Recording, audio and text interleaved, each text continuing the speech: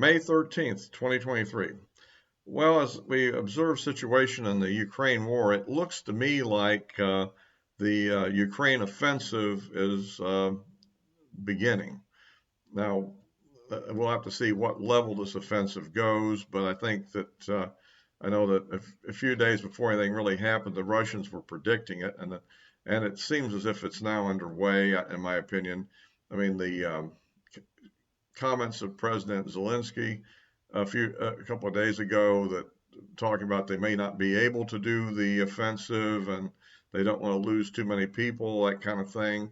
I think probably is disinformation, and at the same time, I think it also indicates a degree of caution as to what their expectations are. I mean, after all, if this thing worked out really great for them, then they could say it was a brilliant deceptive move at the outset in order to help achieve success. On the other hand, if the thing really fails, then they can say, well, we weren't really launching a big offensive anyhow. We were just engaged in some routine operations, a little bit of escalation to salvage the situation here or there. So I think at least that's kind of the way I see it. This is obviously not beginning with a massive offensive, but as I pointed out before, I tend to think that a feint will be maybe the first move in this thing. The general assumption that we seem to be hearing is that the real plan would be to try to penetrate on the southern flank toward the sea. And in other words, in order to chop the Russian position in two and get in HIMARS range of the Kursk bridge and that sort of thing. Well, and so I think that the feint would have the objective of threatening something of value at a totally different location and drawing Russian reserves into fighting that before the main operation would be released. So at least that's what I would think would be their strategy. It makes sense. This would be good practice, and so I think that may be there. So anyhow, I thought I'd put that idea out. However, practically what's actually happening right now is rather interesting. On the one hand, it looks as if the Wagner group is closing in spite of all the screaming and muttering from their leader, Prigozhin. It looks like that they're closing in on victory in Bakhmut city itself. That is, they're actually now directly storming the citadel area. They're taking other key areas in the final defense line of the city. So from that point of view, it looks like they're getting to where they want to be. On the other hand, the Ukrainians are launching two attacks on their northern and primarily on their southern flanks, and have gained some ground in the last couple of days. It's being kind of hyped a little bit in the Western media, but the fact of the matter is the Russians have fallen, units there have fallen back. I think in the southern flank, it looks like that a very elite assault unit of the Ukrainian army attacked a rather run-of-the-mill infantry unit in the Russian army and forced it back a few kilometers across this canal that's there. And they probably used some of that bridging equipment that was much, advertised in the weapons being supplied, that scissors bridge thing, perhaps. I don't know for sure, but it looks to me like that would be the kind of thing that would have facilitated that attack. So, at any rate, so that seems to be happening. So the question is, where does that go? It looks like, from most commentators, the Russians have some pretty good defensive positions behind those front line situation. In other words, the front line position the Russians were holding. But further back, they have high ground positions, which would give them pretty good defense. So that's probably where they'll make a stand. Or they could theoretically counterattack if they want to bring up reserves, and that's another issue. But if you like these videos, please give me a like, and if you haven't subscribed, it'd be nice if you did. And of course, you can always click that bell for notifications. So anyhow, yeah, so that's where we are here. I think that we'll have to see just how far the Ukrainians press this thing. Although there's been a lot of discussion, particularly from the Wagner group, about the massive forces that the Ukrainians have in that theater.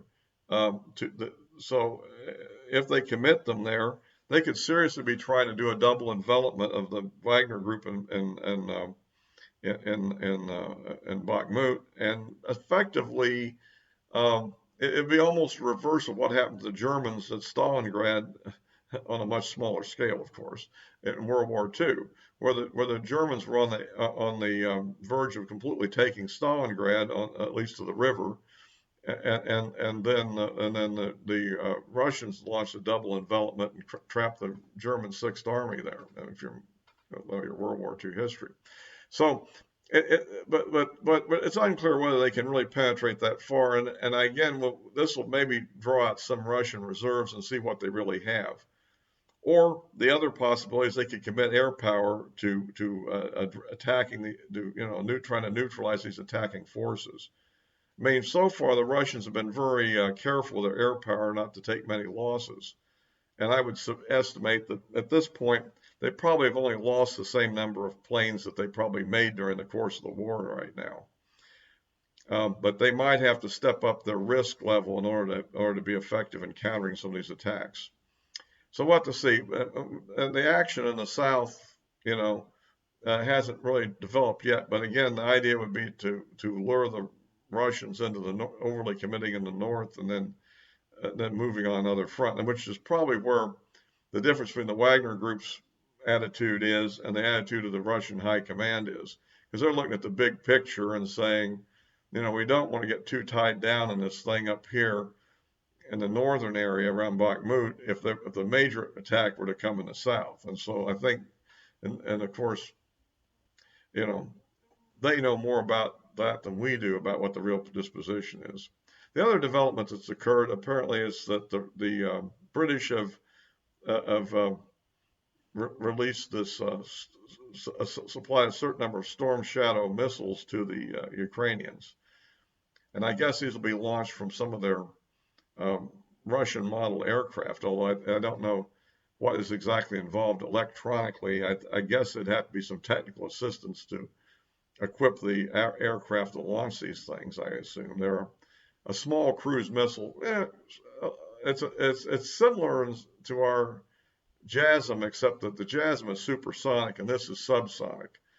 It's some people allege it's a stealthy missile, and it kind of looks like it might be just from the design. So, and there's apparently two versions of it, but we're not sure which version that they've actually supplied. There's a 350-mile version, which is I guess the primary British RAF version, but there's also an export version that's more like a 150-mile range missile. So I don't know. We don't know which one they provide. I know the Russians are screaming it's an escalation, which it may be, particularly if the 350-mile version has been given to them. And we'll have to see what they choose to do, what targets they go after with these. I think that these missiles will be less susceptible to jamming than some of the weapons that the U.S. has provided, such as the small diameter bomb that's launched from a HIMARS launcher system, or the JDAM bombs that we've provided. This thing, I think, uses a different guidance system, so it provides a different threat. Anyway, so we'll see where that happens and how the Russians react to it. We'll also see how the other issues that there's apparently 2 Patriot batteries in there, and my latest information is that these are PAC-2 Patriots, which are more the longer range anti-aircraft version, which should be fairly good against tactical aircraft and cruise missiles. Probably not really that good against the hypersonics or ballistic missiles. There's a claim that one of the Russian hypersonic missiles was shot down with one of them, and I think at this point that's unconfirmed. So I have no opinion on that yet. I'm just waiting to see what the information is. So at any rate, well, this is going to be an ongoing subject, and I don't typically update these things more than about twice a week. So exactly we'll have to just wait and see where this offensive goes. I mean, initially, I think the Ukrainians are off to a reasonably good start, but the question is how far they're going to press it. There is a countervailing theory, which I don't necessarily subscribe to, but could be true, that given that they're just about to lose in the city of Bakhmut, these counterattacks primarily are trying to clear the roads So it's unclear whether this is trying to get supplies to the people there that are still left, or to give them a good escape route. I'm skeptical of that escape route theory, but we'll see about that. But it does look like the battle is engaged, and we'll just see what happens next. But be prepared for a few more, curves to be thrown, I guess you'd say. Anyway, I guess I'll be wrapping this up for now. By the way, and of course, I'll be posting this on Rumble, as I always mention, and as a backup channel. And the addresses of my social media accounts are in the description below. And so until next time, I'll be wrapping this up now.